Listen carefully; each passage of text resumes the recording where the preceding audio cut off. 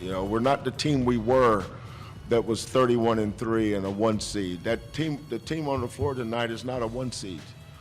The team that was, the last time we were a 1 seed team was probably when we played Cincinnati. That team was a 1 seed. But Memphis, no, and tonight, no. And we got to figure it out. But that's my responsibility. I'll do the best I can with that.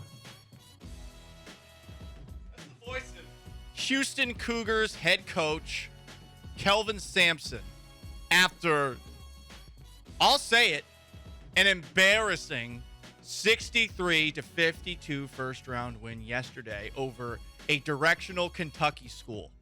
I'm not even going to say what the name of that school is. They shot like 15%. Cougs should have won by a million. And yeah, final score looks nifty. It wasn't. We're going to talk about a famous Irish song before I dive into beating the Cougs over the head. Lovingly, of course, because that's what my ancestors used to do. There's a song, and it was made popular by Bing Crosby. It's called The Same Old Shillelagh. You know what a shillelagh is? A shillelagh is a walking stick that the Irish use, but it can double as a beating stick. Here's a lyric from Same Old Shillelagh. Sure, with the same old shillelagh, me father could lick a dozen men. As fast as they'd get up, be gory, he'd knock 'em down again. And many's the time he used it on me to make me understand. It's the same old shillelagh me father brought from Ireland. I brought my shillelagh in because we are going to beat the Cougs for that embarrassing win yesterday. This was just a sloppy victory. And I know there was an idea that you just survive and advance and march. Those aren't the rules when you're a 1 seed. Those aren't the rules when you're a team that was the number 1 overall ranked team in college basketball 3 times over the course of the past year. And I know some people want me to be a massive Cougars fan now that I've jumped on the Cougars bandwagon. That's not how this works. If you've listened to this show enough, you know that I follow the strong. I'm a bandwagoner, but it's a bandwagon of respect. If I jump on your bandwagon, it means I respect you. It's why I did it with the Houston Astros. It's why I've done it with the University of Houston Cougars. But, I mean, you had no breathing room in this game until there were 10 minutes left and Emmanuel Sharp hit back-to-back three-point shots. To make matters worse, Marcus Sasser, who was dealing with a groin injury, and we thought, well, maybe the Cougars can get away with not playing Sasser in this game. Sasser re-aggravated the groin right before halftime. Here's the call of that. Jim, Marcus Sasser came off the court, went right to the bench, and they are looking at that groin. He was shaking his head. He seems to have bothered it a little bit. It is certainly something to watch. As soon as I get an update, I will bring it to you. I know some people are going to play athletic trainer online and on the air today, wondering whether or not Sasser should have played. I don't know that they win without Sasser. Yes, even in a game where they were able to pull away in the second half after Sasser left the game in the first. But what went well for the Cougars last night? Like, help me out here. Some people are looking at this as a wake-up call. Is it a wake-up call when these problems for the Cougars have been here all year long? We've seen them. The offense gets into this period where like they just don't know how to dribble. They don't know how to pass. It looks stagnant. It's ugly. And that's how a team like Northern Kentucky, even though they shot 15% from three and 26% from the field, can hang around in a game that they clearly didn't belong in. The athletes, I mean, Northern Kentucky does not have them. Northern Kentucky's best player was like a knockoff version of the token Duke white guy that everyone hates, except for this guy's like pulling up threes from half court like he's from the movie Along Came Polly. Philip Seymour Hoffman, RIP's character, just chucking up shots. Let it rain! Maybe Philip Seymour Hoffman's best role, might I add. Let it rain! Just chucking them up. Clank, clank, clank, especially at the end. Looked like the Northern Kentucky Norsemen had no legs. They're just front ironing everything. And the Cougars really couldn't pull away. So now I wonder, how far can this team really go? It's one game, survive in advance. All the cliches are going to come at me. This is how they've been winning all year. That was Northern Kentucky. Where do you think that team would rank in the AAC? Is that a top 6 team? They're definitely not Memphis. I feel like I re-aggravated the game, playing it a little too hard, I feel like, and just re-aggravated. That, the voice of Marcus Sasser, who re-aggravated his groin injury. Should he have played? Interesting comments on the Twitch, on the most interactive sports talk show in Houston. Twitch.tv/ESPN 97.5. Cougblaze says, the Cougs don't need Sasser. They live and die off Shed. Well, I hate to make things worse, but Shed supposedly hyperextended his knee. And I got to say, Sampson, who you could tell was pissed at the end of it, you could also tell that the Cougars knew they were going to get an earful from Sampson when they went into the locker room. It looked like a funeral in that handshake line. You would be surprised they won a game by 11 points in the tournament, seeing the ball shake hands.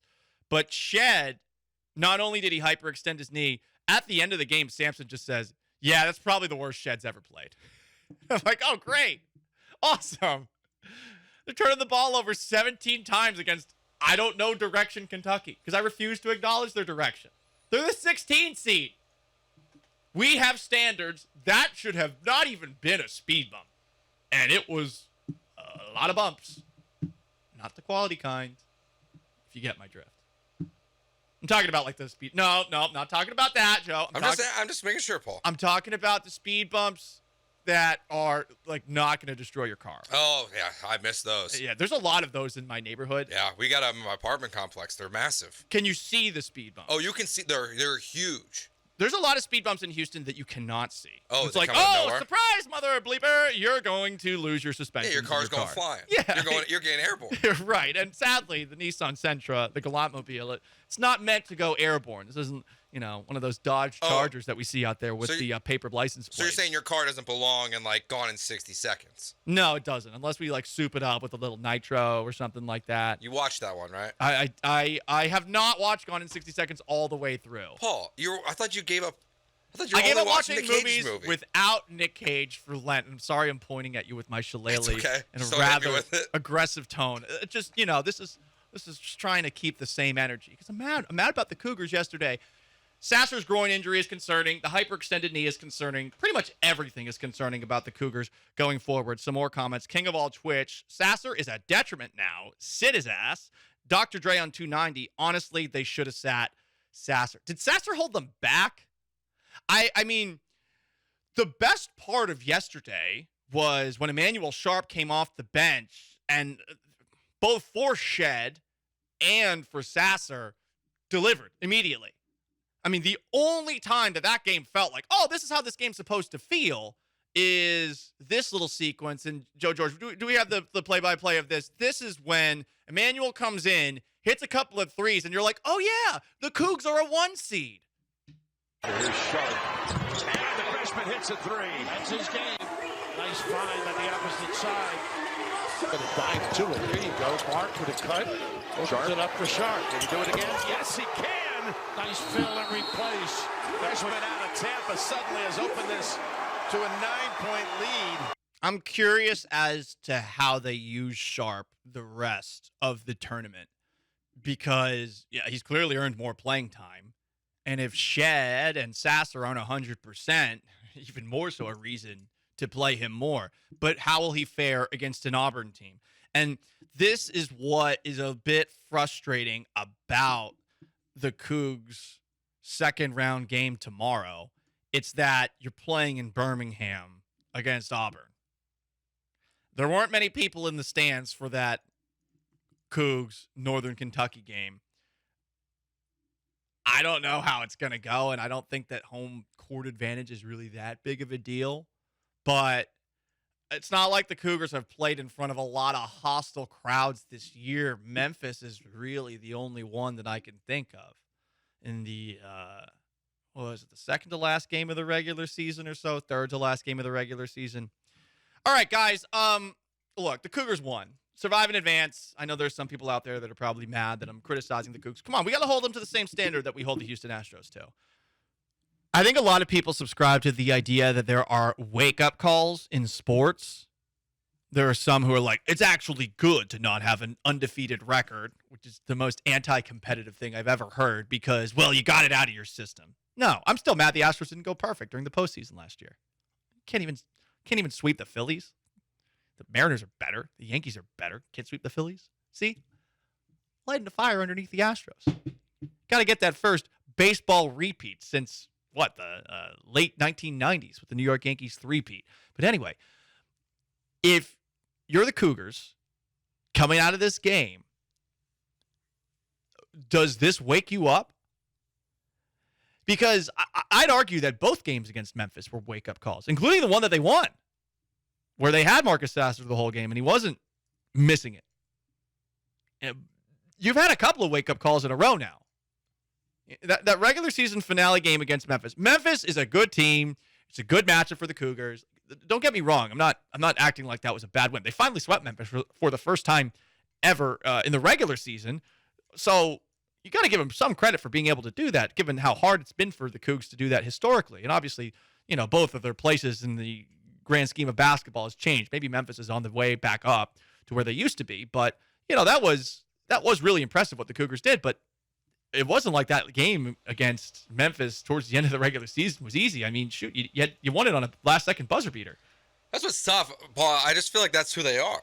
Like, yeah, they're not going to blow people out. They're going to hang around in games. And the problem is some of the teams, Joe, that are going to hang around in games against them are going to hit shots and not shoot 15% for the field, which is what Northern Kentucky did. Yeah, they were like 3 for 19. It looked like, I think it was at one point in the game last night. The numbers overall for Northern Kentucky from three, 5 of 33 from outside, 15.2%, 27.5% total. And UH deserves some credit for that. We know they play good defense, but at the same time, how many teams are going to shoot 15% against you when they shoot the ball that much?